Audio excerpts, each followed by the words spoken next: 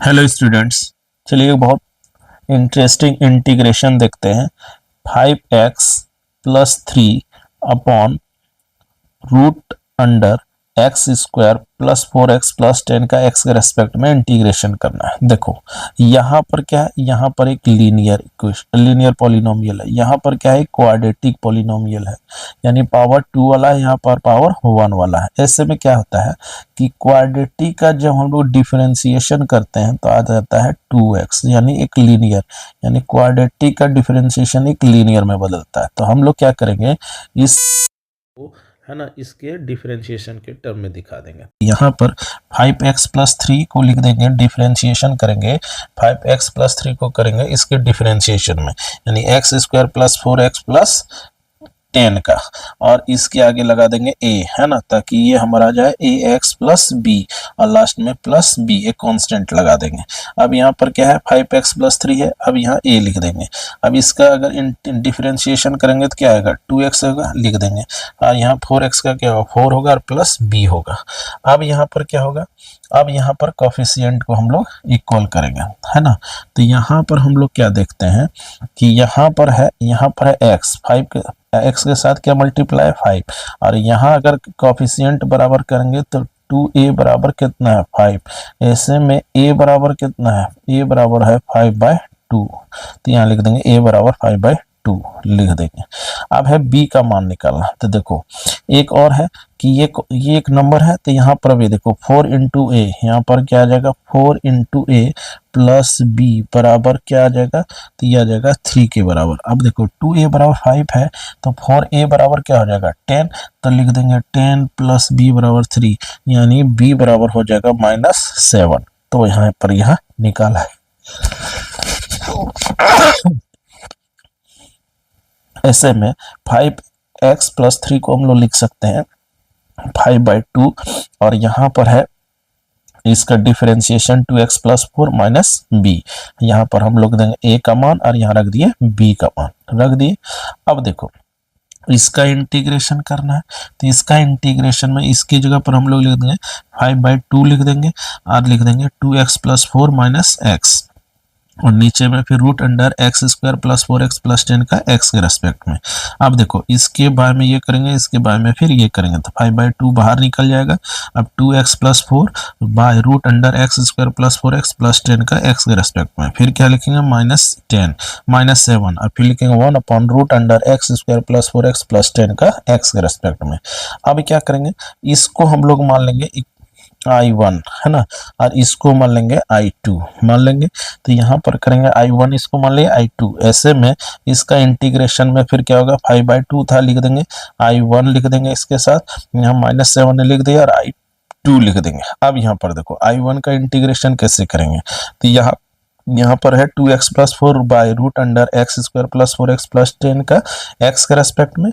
ऐसे में हम लोग क्या करेंगे, इसको t मान लेंगे, क्यों, क्योंकि इसका डिफरेंशिएशन से ऊपर वाला मिल जाएगा, ये तो हम एक्सप्रेस किए थे।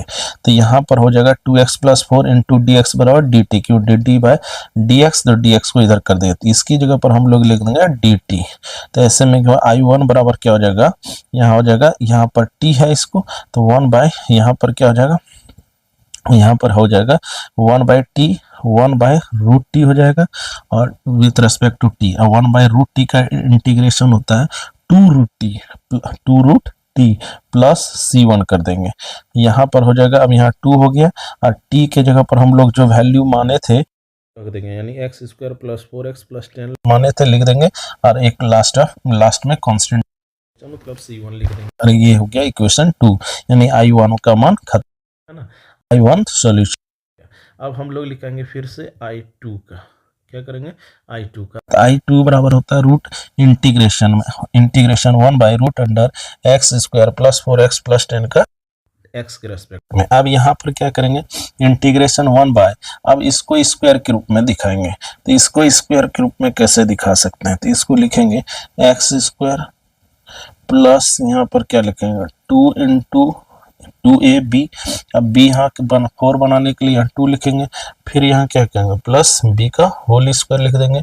अब यहाँ पर देखो इससे ये आ जाएगा, इससे ये बीच वाला आ जाएगा, और यहाँ 4 आया, और यहाँ था कितना 10, तो यहाँ कितना करना 6, लिख देंगे x square plus 4x plus 4 plus 6 लिख देंगे। अब इसकी जगह पर हम लोग लिख सकते हैं x प्लस 2 का होल स्क्वायर, यहाँ तक लिख सकते हैं। तो यहाँ जैसे लिखेंगे तो लिखेंगे x प्लस 2 का होल स्क्वायर और 6 को लिख सकते हैं रूट अंडर 6 का स्क्वायर। तो यहाँ पर वही किया 1 by root under x plus 2 का whole square plus root under 6 का whole square with respect to x। अब देखो यहाँ पर इसका फॉर्मूला लगाएंगे किसका, तो 1/√अंडर एक्स स्क्वायर प्लस ए स्क्वायर का इंटीग्रेशन एक्स के रेस्पेक्ट में। तो इसका होता है लॉग, लिख देंगे लॉग एक्स प्लस, तो एक्स कौन है, एक्स प्लस 2 है, लिख देंगे।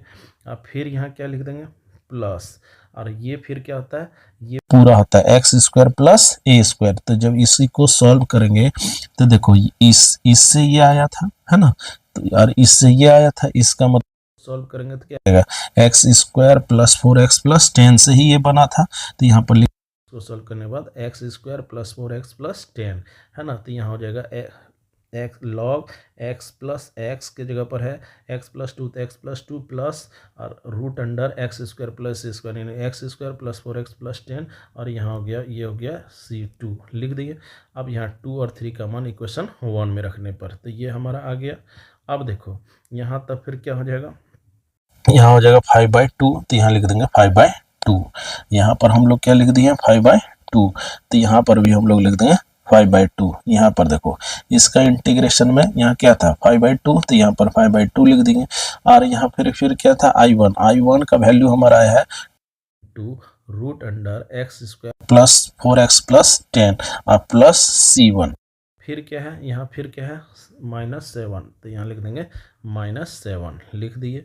अब यहाँ पर क्या है I2 का कितना है, तो इसका है log x plus 2 plus root under x square plus 4x plus 10 plus C2, यही था।